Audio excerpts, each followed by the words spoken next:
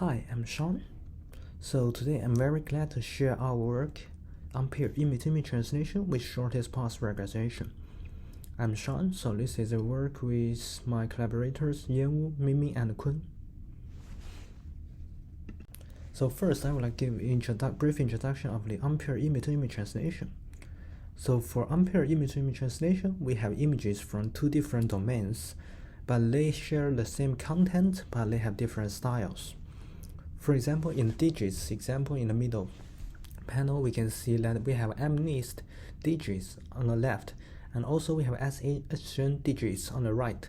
The digits share the same class label, but however their styles are quite different, as one is handwritten and the second is colorful and made by machines. And given unpaired images, we would like to learn a proper mapping function such that the content of images is preserved. So, for example, the class label of digits are preserved. And the second goal is that the style is changed to the target domain. For example, the digits preserve the class label but now being mapped to the SVHN domain. This is an ill-posed problem because we only have images from two domains, but we have no access to the correspondence or the paired data. So there have been some assumptions in this setting.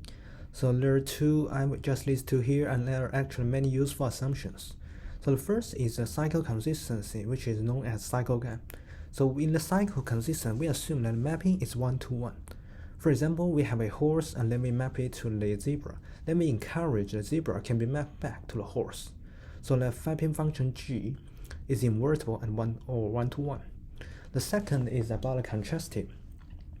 So basically, we can maximize the mutual information between two corresponding patches in the images. So this works quite good in some cases. But they treat the two domains as discrete.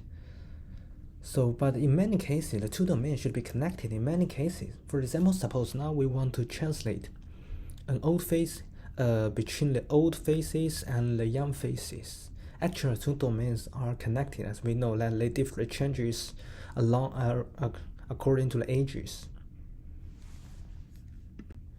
So in this paper, we propose a new perspective for image-to-image translation with the shortest path regularization.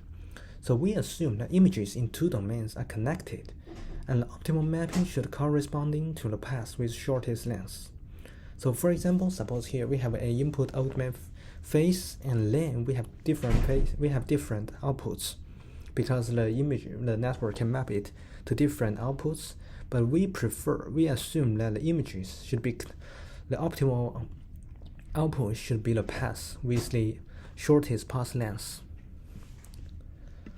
The problem is, how do we build a path? Because we only have images from two domains, and how can we obtain a path? Therefore, to address this problem, we make assumptions on the data generating process.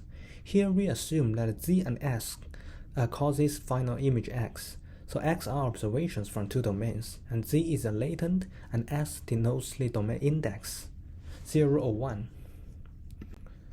So we can build, inspired by the above causal generating process, so we can build our empirical network. So we first give an input image, we first map it to a latent feature Z with an encoder. And then we can use the domain code theta, and theta is a variable ranging from the 0 to 1. It is a continuous where. So then we input the Z and theta into a same generator G. Therefore, we can generate images along the path by varying the difference value of theta. For example, with theta to be 0, we will have a reconstruction of the input image. However, if theta to be 1, we will have a translation result. So here we will have two losses, the reconstruction loss when theta to be 0, and we have an adversary loss when translation. For translation, when theta is set to be 1. The problem is, although we have successfully built a path through our network, there can be still many passes, as we have mentioned before. So we need to minimize the path lengths to find a proper mapping. So given a curve, the arc length can be defined as an integration of the gradients. So in our case, we have theta as the arc length determined. So the theta, by changing the theta value, we can obtain a curve. Therefore, inspired by this, we can obtain a loss function as this. So we would like to find the shortest path gamma as here, as shown by this way. We minimize the energy of this path. So the problem is about the gradient. How do we estimate the gradient? So in this paper, we use finite difference to approximate a Jacobian matrix so that it can be quite efficiently estimated and computed. So we have our results. Here are the quantitative results. We have achieved best results on multiple benchmark datasets. Our method is also the fastest across the methods because we do not have to use cycle consistency or another encoders.